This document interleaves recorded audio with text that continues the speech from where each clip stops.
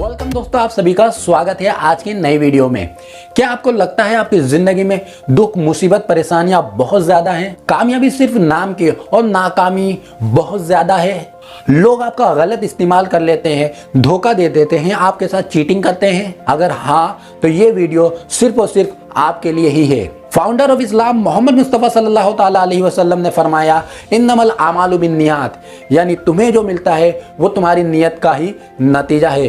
गीता में भी क्या खूब बताया गया है, मैं किसी का नसीब नहीं बनाता, हर कोई अपना नसीब खुद बनाता है। आज जो आप कर रहे हो इसका फल कल आपको मिलेगा, और आज जो कुछ तुम्हारे साथ हो रहा है वो तुम्हारे पिछले किए गए कर्मों का ही नतीजा है। चलिए इस बात को और आसानी के साथ और इंटरेस्टिंग तरीके से मैं आपको समझाने की कोशिश करता हूँ कि एक व्यापारी था जो एक जगह से माल उठाकर दूसरी जगह बेचता था और ज्यादा मुनाफा कमाता था। उसके लिए सबसे मददगार उसका गधा था, जिस पर वो माल सामान लाद कर एक जगह से दूसरी जगह ले जाया करता था। व्यापारी ये जानता था कि उसके लिए उसका गधा बहुत जरूरी है, इसलिए वो उसकी बहुत खातिर तवाजा करता था। उसके लिए अच्छा खाना, उसे वक्त पर निलाना और हर तरीके की सहूलत मुहैया करता था।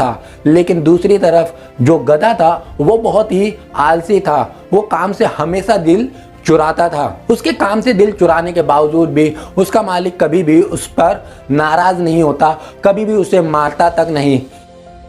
हम भी उस गधे की तरह अपने मालिक के बहुत काम के हैं, और वो मालिक हमें हर तरह की सहूलत और अच्छी से अच्छी जिंदगी देना चाहता है। वो जिंदगी वो दे, उसके लिए वो कुछ हमसे काम लेना चाहता है। हमें अपने मालिक का काम प्यार, मोहब्बत और एतमाद के साथ करना चाहिए, और उस काम को करने के लिए अगर हमें थोड़ी सी मुसीबत, दुख या परेशानी भी उठानी पड़े तो कोई हर्ज नहीं है। अगर हमने उस काम को ईमानदारी के साथ किया तो हमारा मालिक रब्बुल इज्जत हमसे बहुत खुश होगा और हमारी जिंदगी के अंदर खुशियां ही खुशियां भर देगा। एक दिन व्यापारी को पता चला कि मार्केट में नमक की बहुत ज्यादा मांग है, इसलिए उसने बहुत ज्यादा नमक खरीद लिया और अपने गधे पर लाद कर मार्केट जाने लगा। रास्ते में एक नदी आती थी, नदी के अंदर गधे का पैर फिसला और वो गिर गया। नदी में गिरने की वजह से पानी में सारा नमक घुल गया और गधे का वजन हल्का हो गया।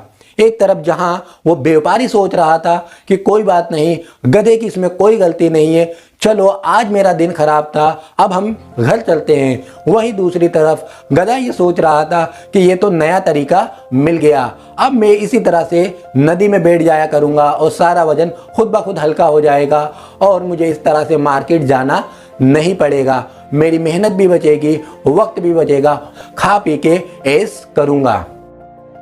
अपने काम से कभी हमें दिल नहीं चुराना चाहिए। इस बात का हमेशा ख्याल रखें कि आपके फायदे से किसी का नुकसान ना हो। हर काम के लिए एक वक्त तय कर लें और उस काम को उस वक्त में करने की पूरी से पूरी कोशिश करें। अब उस गधे की आदत बन गई थी। अब वो गधा जब नदी के पास आता तो नदी में फिसल कर बैठ जाता। इस तरह से सारा नमक पानी में घुल जाता, उसका वजन हल्का हो जाता। एक, दो बार, तीन बार ऐसा ही हुआ। उसे पता चल गया कि ये गधा उसके साथ चालाकी कर रहा है और उसने गधे को सबक सिखाने का तय कर लिया। अगर आपने चालाकी और ज्यादा दिमाग लगाकर ये सोचा आपने तो अपने काम से बचने का तरीका ढूंढ लिया, तो समझिए आपका मालिक जल्द आपको उस काम की सजा देने वाला है। आलस एक बीमारी है जो पहले आपके दिमाग को, फिर जिस्म को और उसके बाद आपकी जिंदगी को अपने चंगुल में ले लेती है, और फिर आप जिंदगी में वो कुछ नहीं कर पाते जो के कर सकते हो। अब व्यापारी ने उस गधे पर रुई की बोरी डाल दी।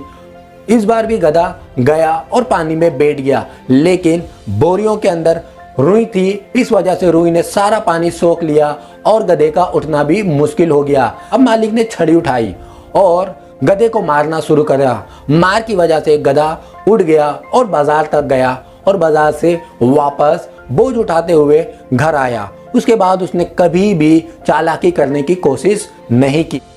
अपनी खुदगर्जी या लालच में किसी और का नुकसान कभी ना करें, यह बहुत बड़ा गुनाह है। अगर आपने ऐसा किया तो इसकी सजा आपको अपने कर्म के फल की शक्ल में मिलेगी। कामयाबी हम सबका हक है। अगर आप दूसरों को कामयाब बनाने के लिए अपना कंट्रीब्यूशन करते हैं तो खुद ब खुद आप भी कामयाब बनेंगे, खुशहाल बनेंगे। ज्यादा मेहनत करने वाला कभी भी नाखुश नहीं होता। अगर आप चाहते हैं तो अपने काम को आसान बनाने के तरीके ढूंढ सकते हैं, लेकिन कभी भी अपने काम से दिल चुराना, बेईमानी करना या जिम्मेदारियों से मुंह मोड़ना, ये बहुत बुरी आदत है।